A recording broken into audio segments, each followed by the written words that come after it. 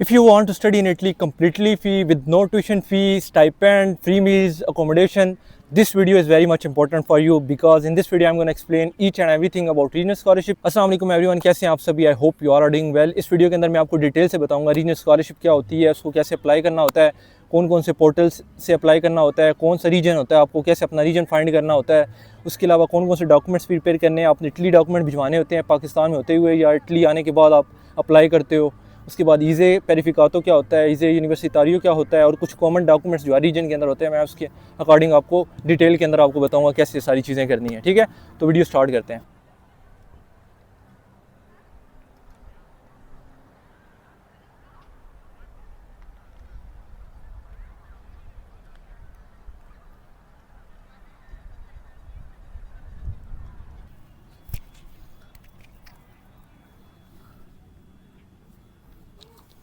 सबसे पहले regional scholarship होती क्या है। इटली के अंदर डिफरेंट रीजन्स हैं, जैसे तोस्काने हो गया, लात्सियो हो गया, एर्गो हो गया, डिफरेंट टाइप रीजन्स होते हैं। ठीक है, हर रीजन के अंदर 3, 4, 5 यूनिवर्सिटीज़ होती हैं। जैसे कि मैं आपको जो हम करंट केस डिस्कस करेंगे वो मेरे अपना जो रीजन है मैं उसके बारे में बताऊंगा। ठीक है, मेरा जो रीजन है वो तोस्काने रीजन है, जिसके अंदर यूनिवर्सिटी ऑफ पीसा आती है, यूनिवर्सिटी ऑफ सियाना आती है, यूनिवर्सिटी ऑफ फ्लोरेंस आती है और कुछ प्राइवेट यूनिवर्सिटीज़ आती हैं।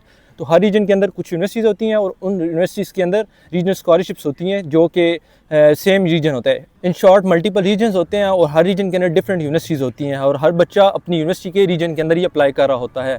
मैं आपको अपने रीजन की एग्जांपल लेके एक्सप्लेन करूंगा कि कैसे अप्लाई करना होता है, हमारे रीजन का क्या रिक्वायरमेंट्स है। जनरली जो रिक्वायरमेंट्स है हर रीजन की सेम ही है, कुछ थोड़े बहुत जो डॉक्यूमेंट्स है वो डिफरेंट हो सकते हैं। ठीक है, अच्छा इस वक्त मैं लीनिंग टावर जो है पीसा का बिल्कुल उसके सामने हूँ। ठीक है, और आई डोंट नो आपको मेरी वॉइस कैसी आ रही हो, ठीक नहीं आ रही होगी तब भी आपने गुजारा कर लेना है क्योंकि अभी इस वक्त कॉन्सर्ट हो रहा है और इससे अच्छी जगह मुझे नहीं लगता और मैं काफ़ी दिनों बाद प्लान बना के आया तो अचानक ये कॉन्सर्ट का मुझे नहीं पता था।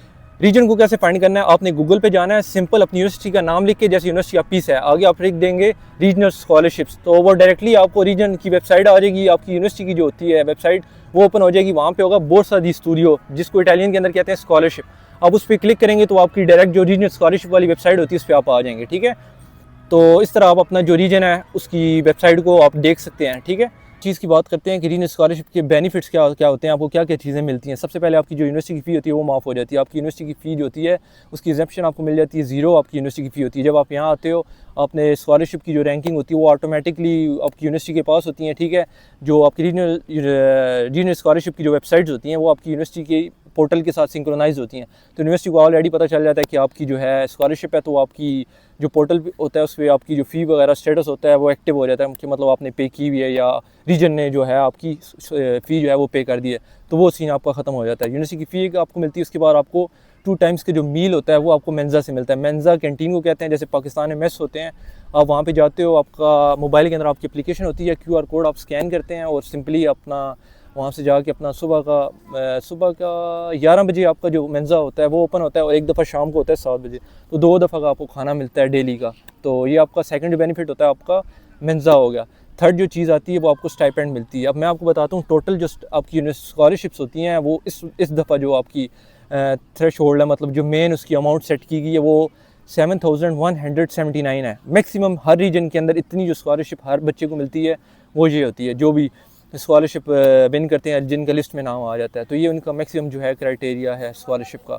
इसके अंदर एक और चीज़ होती है कि आपको पूरी स्कॉलरशिप नहीं मिलती, कुछ रीजन्स के अंदर, कुछ के अंदर पूरी मिलती है। कुछ रीजन्स क्या करते हैं कि जैसे आपकी यूनिवर्सिटी की फ़ी होती है, जब वो आपकी माफ़ होती है तो वो 7,000 के अंदर से माइनस हो जाती है। उसके बाद आपको जब मेंजा से खाना मिलता है तो वो भी इसके अंदर से डिडक्ट हो जाता है।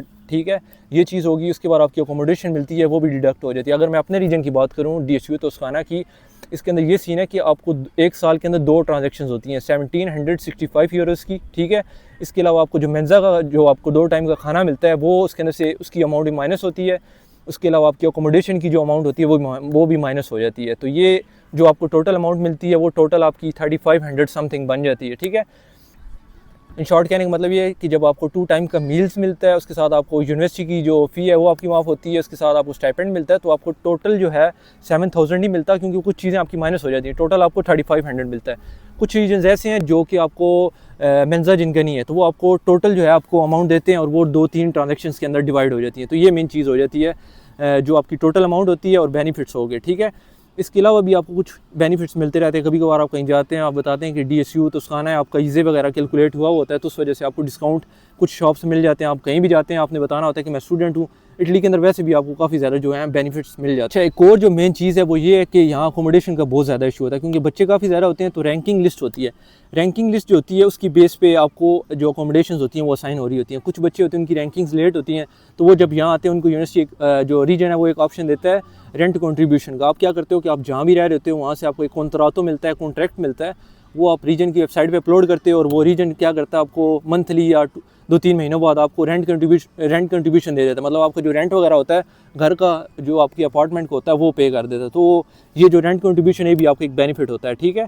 तो ये एक बड़ी अच्छी चीज़ है कि अगर आप जल्दी आ रहे हैं और आपके पास कॉन्ट्रातो है तो आप वो सबमिट करवा सकते हैं। आपको जब तक अकोमोडेशन नहीं मिलती उससे पहले पहले आप वो यूनिवर्सिटी आपको पे करेगी, आप जहाँ भी रह रहे होगे। तो ये सारे जो हैं बेनिफिट्स हैं जो कि आपको रीजनल स्कॉलरशिप के जब आप विन करते हैं उसके बाद आपको मिलते हैं। ठीक हो गया। आई होप कि आपको ये चीज़ें क्लियर हो रही होंगी। इसके अलावा कमेंट्स के अंदर आप पूछ सकते हैं, मैं आपको डिटेल के अंदर जो जो चीज़ें मिस हो जाएंगी वो मैं आपको कमेंट्स के अंदर वो आंसर कर दूँगा। ठीक हो गया। अच्छा, एक और बड़ी इंपॉर्टेंट चीज़ है जो काफ़ी ज़्यादा मुझे डीम्स आते हैं और एक बहुत बड़ी कन्फ्यूजन है इसके बारे में कि हम जब एम्बेसी के अंदर अप्लाई कर रहे होते हैं वीज़ा, हम शो करवाते हैं कि हमारे एसेट्स बहुत अच्छे हैं, और जब रीजनल स्कॉलरशिप के लिए अप्लाई कर रहे होते हैं तो ये एक किस्म की फाइनेंशियल बेस होती है। तो इसके अंदर हम कम अपने एसेट्स शो करवा रहे होते हैं या हमें नहीं शो करवाने चाहिए, इसके लिए क्या सीन होता है और ये सिंक्रोनाइज होता है कि ये नहीं होता। इसके अंदर मेन चीज़ एक चीज़ आप माइंड में रखें कि ये बिल्कुल भी एम्बेसी के साथ सिंक्रोनाइज नहीं है, बिल्कुल सेपरेट है। एम्बेसी को नहीं पता होता कि आप रीजनल स्कॉलरशिप के लिए अप्लाई कर रहे भी हो या नहीं कर रहे होते। तो कुछ कंट्रीज़ होती हैं जैसे कि पाकिस्तान, इंडिया, नेपाल होगी, उसके अलावा मलेशिया, जितनी भी कंट्रीज़ हैं जो एशियन हैं, काफ़ी इनके अंदर लोगों के जो इनकम होती है वो कम होती है। इनको लो इनकम कंट्रीज़ के अंदर कंसिडर किया जाता है। अगर आप अपने रीजन की वेबसाइट पे जाएंगे तो वहाँ पे आप चेक कर सकते हैं। तो ये एक आपको राइट है कि आप अपनी रीजनल स्कॉलरशिप के लिए अप्लाई कर सकते हैं। तो इसका एम्बेसी के साथ कोई लिंक नहीं है, बिल्कुल सेपरेट चीज़ है। इसके अंदर आपने ये नहीं सोचना कि वो मैं अप्लाई कर रहा हूँ वीज़ा के लिए अपने एसेट्स ज़्यादा शो करवा रहा हूँ और एम्बेसी के अंदर, और जब मैं रीजनल स्कॉलरशिप के लिए अप्लाई कर रहा हूँ एसेट्स अपने शो करवा रहा हूँ तो मेरा वीज़ा रिजेक्ट ना हो जाए। इसका उससे कोई लिंक नहीं है, दोनों चीज़ें बिल्कुल सेपरेट हैं। ठीक है। आई होप कि ये चीज़ आप लोगों की ये पॉइंट आपको क्लियर हो गया। इसके बाद एक मेन क्वेश्चन है कि इस स्कॉलरशिप के लिए कौन कौन से स्टूडेंट्स एलिजिबल होते हैं। जिन बच्चों का मास्टर्स या बैचलर्स के लिए एडमिशन होता है, उनकी समरीज फॉरवर्ड हो चुकी हैं, वीज़ा फाइल प्रोसेस कर रहे हैं या अभी नहीं किया तो उससे पहले भी आप अप्लाई कर सकते हैं। तो ये सारे जो बच्चे होते हैं इसके लिए एलिजिबल होते हैं स्कॉलरशिप के लिए। उसके अलावा जो सेकंड ईयर के अंदर होते हैं, मतलब इटली के अंदर ऑलरेडी रह रहे हैं, उन्होंने फर्स्ट ईयर स्कॉलरशिप के लिए नहीं अप्लाई किया था और उनके क्रेडिट्स वगैरह जो होते हैं वो ऑलरेडी इनफ है, तो वो स्कॉलरशिप के लिए अप्लाई कर सकते हैं। ठीक है। तो ये सारे जो मास्टर्स के लिए आ रहे हैं, जो बैचलर्स के लिए आ रहे हैं, या ऑलरेडी जो इटली के अंदर रह रहे हैं और उनके पास फर्स्ट ईयर की स्कॉलरशिप उनको मिली थी या उन्होंने नहीं अप्लाई किया था, ये सारे बच्चे अप्लाई कर सकते हैं स्कॉलरशिप के लिए। एक और बड़ी इंपॉर्टेंट चीज़ है व्हाट इज़ ईज़े। ईज़े होता क्या है? ईज़े बेसिकली जो आपकी फाइनेंशियल स्टैट्स होते हैं, आप जो अपने फैमिली इनकम सर्टिफिकेट सबमिट करवा रहे होते हो, प्रॉपर्टी सर्टिफिकेट सबमिट करवा रहे होते हैं, ये आपकी फैमिली का होता है। उसके अंदर आपकी हर फैमिली के मेंबर की डिटेल्स होती हैं कि आपके फैमिली के मेंबर्स की एनुअल इनकम कितनी थी, उन सब की वो मेंशन होती है। उसके बाद आप FRC सबमिट करवा रहे होते हैं, उसके अंदर FRC की टोटल जो मेंबर्स होते हैं, जो इनका मेन फार्मूला है उसके अंदर वो भी इंक्लूड होता है कि टोटल मेंबर्स कितने हैं और उसके बाद प्रॉपर्टी उस बंदे की कितनी है, आपकी जो स्पॉन्सर है और उसके अलावा आपकी फैमिली के, इन सब चीज़ों को मिला के आपका ईज़े कैलकुलेट होता है। ईज़े की वैल्यू की बेस पे आपकी जो रैंकिंग लिस्ट होती हैं, जो हमारे रीजन स्कॉलरशिप्स जो होती हैं वो जो लिस्ट करते हैं, आप जो प्रोवाइड करते हैं हमें रैंकिंग लिस्ट होती है, उसके अंदर आपकी सारी ईज़े की बेस पे आपकी रैंकिंग होती है। कुछ बच्चों का ईज़े जो होता है वो ज़्यादा होता है, उनको अकोमोडेशन लेट मिलती है। ठीक है। स्टाइपेंड जो होता है वो सबको सेम डेट पे मिलता है, बेशक आपकी रैंकिंग ऊपर नीचे हो, लेकिन जो आपकी रैंकिंग जो मैटर करती है वो आपकी जो अकोमोडेशन होती है उसके अंदर वो मैटर कर रही होती है। तो ईज़े आपका जो होता है इन शॉर्ट आपकी फाइनेंशियल सिचुएशन, फैमिली की जो स्टैट्स होते हैं फाइनेंशियल, वो चीज़ जो होती है वो आपकी रिप्रेजेंट कर रहा होता है ईज़े। अच्छा, एक और चीज़ होती है ईज़े यूनिवर्सिटारियो। जिन बच्चों की फैमिली इटली के अंदर है, मतलब वो खुद भी इटली के अंदर इटली से ही अप्लाई कर रहे हैं, तो उन्होंने क्या करना होता है, ईज़े यूनिवर्सिटारियो डायरेक्ट एक डॉक्यूमेंट मिलता है जिसके अंदर उनकी फैमिली की डिटेल्स होती हैं, ईज़े की वैल्यू कैलकुलेट होकर मेंशन होती है। तो वो सिंपली वो ईज़े यूनिवर्सिटारियो लेके सबमिट करवा सकते हैं। उनको कोई डॉक्यूमेंट्स पाकिस्तान से नहीं बनवाने, जस्ट यहीं से सारे डॉक्यूमेंट्स अपने प्रिपेयर करें और सबमिट करवाएं। ये उनका प्रोसेस होता है। एक जो पाकिस्तान से अप्लाई कर रहे होते हैं और एक जो इटली से कर रहे होते हैं। जो पाकिस्तान से कर रहे होते हैं उसे ईज़े वेरिफिकातो कहते हैं और जो इटली से अप्लाई कर रहे होते हैं उसे ईज़े यूनिवर्सिटारियो कहते हैं। ठीक है। अभी इसके बाद हम डिस्कस करते हैं कौन कौन से डॉक्यूमेंट्स जो होते हैं यहाँ, जो आपने इटली के लिए जब आप अप्लाई कर रहे होते हैं रीजनल स्कॉलरशिप के लिए, आपने वो सबमिट करवाने होते हैं। हर रीजन की डिफरेंट रिक्वायरमेंट्स हो सकती हैं, लेकिन जो मेन डॉक्यूमेंट्स हैं वो सेम ही हैं। ठीक है। डॉक्यूमेंट कौन कौन से हैं? सबसे पहले आपका फैमिली इनकम सर्टिफिकेट आता है जो आपको FBR से मिलता है। उसके अंदर आपके जो फैमिली के आपके सारे मेंबर्स होते हैं वो मेंशन होते हैं। ठीक है। जो कि FBR के अंदर रजिस्टर्ड होते हैं। उसके अंदर आप अपना मेन जो स्पॉन्सर होता है पहले उसके नाम पे वो डॉक्यूमेंट बनता है, फैमिली इनकम सर्टिफिकेट मेन उसके अंदर होता है, लेकिन टेबल जो आप इंटर होता है उसके अंदर आपके फैमिली इनकम सर्टिफिकेट के अंदर, उसके अंदर आपके सारे जो मेंबर्स होते हैं उनकी डिटेल्स मेंशन होती हैं। फैमिली इनकम सर्टिफिकेट के अंदर उनकी एनुअल इनकम जो होती है FBR की, जो टैक्स रिटर्न्स के अंदर शो हो रही होती है, वो वहाँ मेंशन होती है। उसके बाद उनके प्रोफेशन आप मेंशन करवा सकते हो, ठीक है। जो जो चीज़ें आपको लिस्ट करके देते हैं, बना के देते हैं FBR वाले, वो आपने जस्ट जो है अपने डॉक्यूमेंट जो होता है वो लेके सबमिट करवा देना है। कुछ FBR के जो ऑफिस हैं पाकिस्तान के अंदर, वो आपको कंप्लीट फैमिली इनकम सर्टिफिकेट नहीं बना के देते, तो आपको वो जिस तरह भी बना के देते हैं, चाहे वो सिर्फ आपके स्पॉन्सर के ही है, उसके स्पॉन्सर के अंदर डिटेल्स मेंशन है, तो इतना बड़ा इशू नहीं है, आप वो सबमिट करवा सकते हैं। सेकंड जो आपका डॉक्यूमेंट होता है वो आपका प्रॉपर्टी सर्टिफिकेट होता है, जो आपको कराची से अगर आप अप्लाई कर रहे हैं तो मुख्तार यार से आपको बनता है, या अगर आप पंजाब से हैं तो आपको तहसीलदार से वो मिल जाता है। प्रॉपर्टी सर्टिफिकेट के अंदर क्या होता है कि आपके जो स्पॉन्सर है उसकी जो प्रॉपर्टी होती है वो उसकी डिटेल्स मेंशन होती हैं, टोटल कनाल वगैरह जो होते हैं, स्क्वायर फीट जो भी है, यूनिट्स होते हैं, वो सारे प्रॉपर्टीज़ की मेंशन होती है।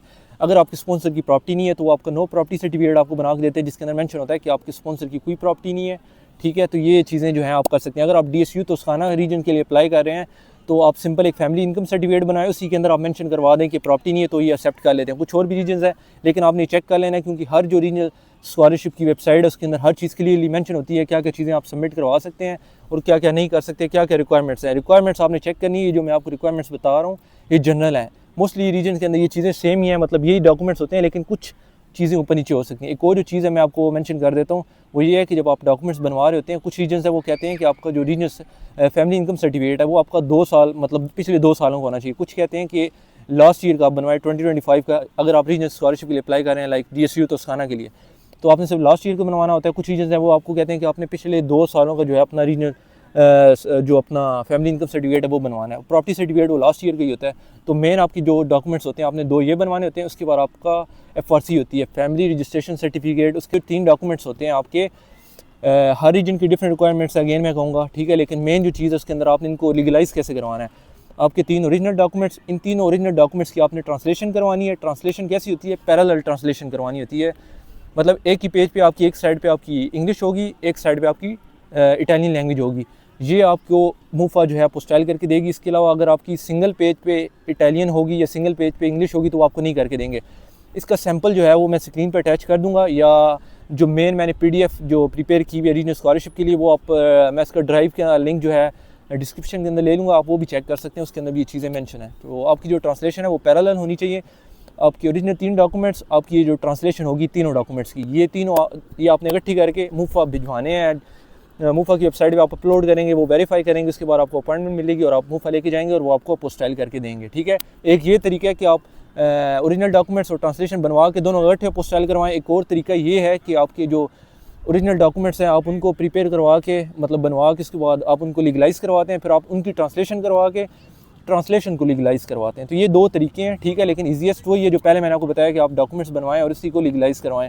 जस्ट आपने अपनी रीजनल स्कॉलरशिप की जो वेबसाइट है उस पर चेक कर लेना है। और या एक और जो चीज़ है, अगर आपको कोई कन्फ्यूजन है, आपको लगता है कि मैंने मेरी कुछ सिचुएशन डिफरेंट है, मैंने कुछ क्वेश्चंस करने हैं, तो आप रीजनल स्कॉलरशिप की वेबसाइट पे जाएं, वहाँ पे टोकन जनरेट करें, टोकन के अंदर डिटेल्स मेंशन करें। टोकन सिंपल ये है कि आप ईमेल काइंड, जैसे आप ईमेल नहीं करते, आप रीजनल स्कॉलरशिप की वेबसाइट पे जाके वहाँ पे टोकन जनरेट करेंगे।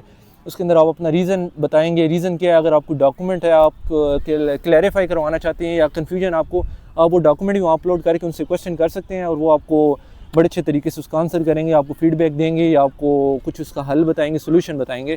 तो ये चीज़ होती है। आपके डॉक्यूमेंट्स बन गए, आपकी लीगलाइजेशन होगी। ये 3 जो टोटल 6 आपके डॉक्यूमेंट्स हो जाएंगे, ठीक है, 3 ट्रांसलेशन और 3 ओरिजिनल डॉक्यूमेंट्स। इसके साथ आपने और क्या अपलोड करना होता है? जो स्टूडेंट होता है उसका पासपोर्ट जो होता है, उसकी फ़ोटोकॉपी जो होती है A4 पेज होता है, उस पर आप प्रिंट करवा के आप वो साथ अटैच करते हैं। और उसके साथ एक और जो चीज़ होती है वो आपका एडमिशन लेटर होता है। और उसके साथ एक और जो चीज़ टोटल ये मैं आपको लास्ट पे बता दूँ टोटल कितने होते हैं। उसके साथ इन 6 डॉक्यूमेंट्स के साथ आपका पासपोर्ट अटैच होगा, आपका एडमिशन लेटर अटैच होगा और उसके साथ आपकी जो आपने एप्लीकेशन ऑनलाइन पोर्टल पे जो फिल की होती है उसको आप साथ अटैच करते हैं, ठीक है। तो ये टोटल आपके 6 वो डॉक्यूमेंट्स हो गए और 3 आपके ये साथ हो गए, पासपोर्ट, आपका एडमिशन लेटर और साथ आपने जो ऑनलाइन एप्लीकेशन फिल की थी। तो ये सारे डॉक्यूमेंट्स जो होते हैं आपके प्रिपेयर हो गए। यहाँ तक अभी हमने जो चीज़ें डिस्कस की हैं, रीजनल स्कॉलरशिप क्या होती है, ईज़े क्या होता है, कौन कौन से बेनिफिट्स होते हैं, कैसे आपने अपनी जो अपने डॉक्यूमेंट्स प्रिपेयर करने हैं, कहाँ से करने हैं, लीगलाइज़ कैसे करवाने हैं, ट्रांसलेशन कैसे करवानी है, ये सारी चीज़ें हमने डिस्कस कर ली। अच्छा, एक और क्वेश्चन आया था मुझे लास्ट टाइम कि अगर किसी के फादर की डेथ हो चुकी है या डिवोर्स हो चुकी है तो उसके लिए क्या है। तो आपने इस चीज़ के लिए अपने रीजनल स्कॉलरशिप वेबसाइट पे जाकर टिकट जनरेट करना है। वहाँ पे उनसे पूछना है कि मुझे डेथ सर्टिफिकेट या डिवोर्स सेपरेशन सर्टिफिकेट्स जो होते हैं वो मुझे अपलोड करना चाहिए, इसकी वजह से मुझे वो अपलोड करना चाहिए, उसके अलावा कुछ और भी मुझे चीज़ें प्रोवाइड करनी पड़ेंगी। तो वो आपको ये चीज़ें क्लियरली बताएंगे, आपने उस हिसाब से अपने डॉक्यूमेंट्स प्रिपेयर करने हैं। ठीक हो गया। उसके अलावा मैं आपको कुछ टिप दे देता हूँ कि आपने जब रीजनल स्कॉलरशिप की वेबसाइट पर अप्लाई करना होता है, आपने अपनी रिक्वायरमेंट्स देख लेनी है, कौन कौन सी रिक्वायरमेंट्स हैं, डेडलाइन को मिस नहीं करना। ट्रांसलेशन जो करवानी है वो पैरेलल करवानी है, सिंपल नहीं करवानी, वो एक्सेप्ट नहीं होगी, ना मूव आपको स्टाइल करेगा। आपके डॉक्यूमेंट लीगलाइज होंगे तभी आप इटली भिजवाएंगे। सिंपल आपने डॉक्यूमेंट्स बनवा के आपके पास टाइम कम और आप इटली भिजवा रहे हो तो उसका कोई फ़ायदा नहीं है। ठीक है, लीगलाइज होंगे तभी एक्सेप्ट करेंगे और डेडलाइन से पहले आपने अपने डॉक्यूमेंट्स भिजवाने हैं। तो ये सारी चीज़ें थी जो आपने अपने माइंड में रखनी है रीजनल स्कॉलरशिप के लिए अप्लाई करने के लिए।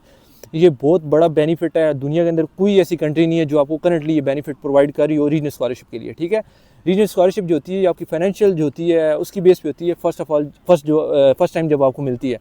उसके बाद ये आपकी जो रीजनल स्कॉलरशिप होती है ये आपकी मेरिट बेस में कन्वर्ट हो जाती है। मतलब नेक्स्ट ईयर जो होगा आपको अपने क्रेडिट्स पूरे करने होते हैं, जिनको आप CFU या इटालियन के अंदर GFU कहते हैं। तो ये आपको अपनी कंप्लीट करने होते हैं तब ये आपको मिलती है। मतलब फर्स्ट टाइम ये आपको अपने फाइनेंशियल सिचुएशन की बेस पे मिलेगी।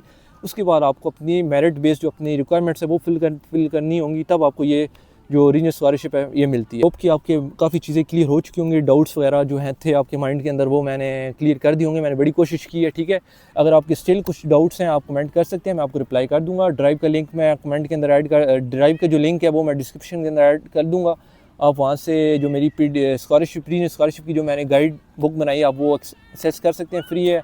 मेरी कम्युनिटी ज्वाइन कर सकते हैं और हमारे चैनल को ज़रूर फॉलो करें ताकि आपको नेक्स्ट जो हमारी वीडियोज़ हैं, अगर आप इटली का वीज़ा प्रोसेस करें तो आपको मिलती रहें। इंशाल्लाह मिलते हैं नेक्स्ट वीडियो में। सी यू, अल्लाह हाफ़िज़।